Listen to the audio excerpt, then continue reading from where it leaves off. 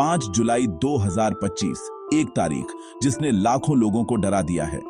Social media पर यह दिन एक भयानक भविष्यवाणी का प्रतीक बन गया है। आखिर इस तारीख में ऐसा क्या है कि लोग जापान जाने से डर रहे हैं?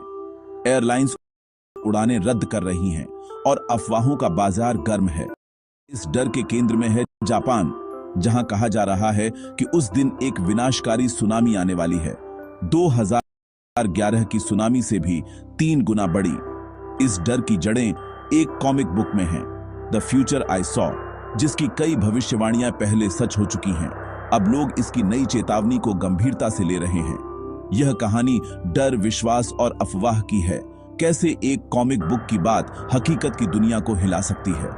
जापान का पर्यटन उद्योग इस डर से बुरी तरह प्रभावित हुआ है, जबकि वैज्ञानिक इन दावों को खारिज कर रहे हैं। आज हम जानेंगे कि इस वायरल तारीख का सच क्या है। क्या वाकई कुछ भयानक होने वाला है या यह सिर्फ एक अफवाह है? चलिए परत दर परत इस रहस्य को खोलते हैं।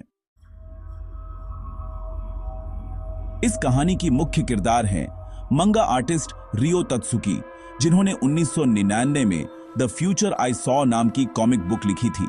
इस किताब में उन्होंने अपने सपनों में देखी भविष्य की घटनाएं दर्ज की थीं। सबसे चौंकाने वाली बात, उन्होंने मार्च 2011 में विनाश की भविष्यवाणी की थी और उसी महीने जापान में भयानक भूकंप और सुनामी आई। इसके बाद लोगों ने उनकी किताब को गंभीरता से लेना शुरू कर दिया। कहा जाता है कि उन्होंने कोविड-19 जैसी महामारी का भी संकेत दिया था। 2021 में किताब दोबारा छपी और लाखों प्रतियां बिक गईं। लोगों की नजरें अब एक नई तारीख पर थीं, 5 जुलाई 2025। तत्सुकी ने लिखा कि इस दिन जापान और फिलीपींस के बीच समुद्र में बड़ी दरार आएगी, जिससे 3 गुना बड़ी सुनामी उठेगी। पिछली भविष्यवाणियां सच होने के बाद अब यह किताब डर का आईना बन गई है। क्या वाकई एक कलाकार के सपने हकीकत बन सकते हैं? यही सवाल सबके मन में है।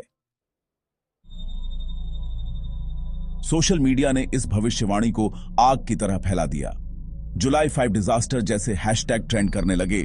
यूट्यूब और टिकटॉक पर हजारों वीडियो बन गए। इन वीडियो में डरावने थंबनेल और संगीत ने लोगों के डर को और गहरा कर दिया। हाल ही में जापान के टोकारा आइलैंड्स के पास सैकड़ों छोटे भूकंप आए, जिसे लोग भविष्यवाणी से जोड़ने लगे। वैज्ञानिकों ने इन घटनाओं को सामान्य बताया, लेकिन लोगों ने इन्हें बड़े खतरे का संकेत मान लिया।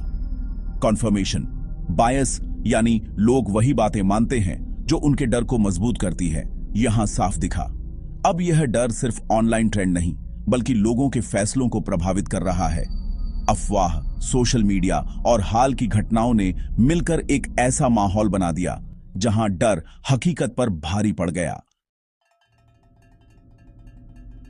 इस अफवाह का सबसे बड़ा असर जापान के पर्यटन उद्योग पर पड़ा है। दक्षिण कोरिया, ताइवान और हांगकांग से आने वाले पर्यटकों ने अपनी यात्राएं रद्द कर दी हैं। हांगकांग से जापान जाने वाली उड़ानों की बुकिंग में 50% तक गिरावट आई है और छुट्टियों के मौसम में यात्राएं 30% तक कम हो गई हैं। एयरलाइंस को अपनी सेवाएं घटानी पड़ी हैं और होटल बुकिंग में भी भारी गिरावट आई है। होटल, रेस्टोरेंट, टूर गाइड सभी की रोजी रोटी पर असर पड़ा है। विडंबना यह है कि कुछ ही महीने पहले जापान में रिकॉर्ड संख्या में पर्यटक आए थे। अब डर और अफवाहों ने इस रफ्तार को रोक दिया है। यह दिखाता है कि अफवाहें और डर आर्थिक हकीकत पर भी भारी पड़ सकते हैं। विज्ञान क्या कहता है?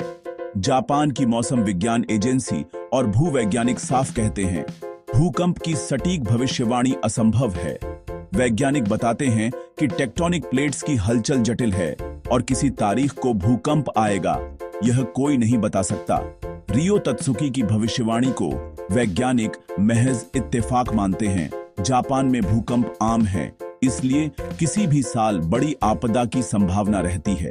जापान सरकार और स्थानीय प्रशासन लोगों से अपील कर रहे हैं कि वे अफवाहों पर ध्यान न दें और यात्रा योजनाएं जारी रखें।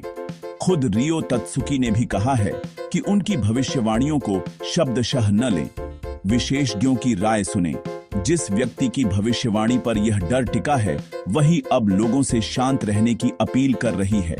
विज्ञान और तर्क को नजरअंदाज करना खतरनाक हो सकता है।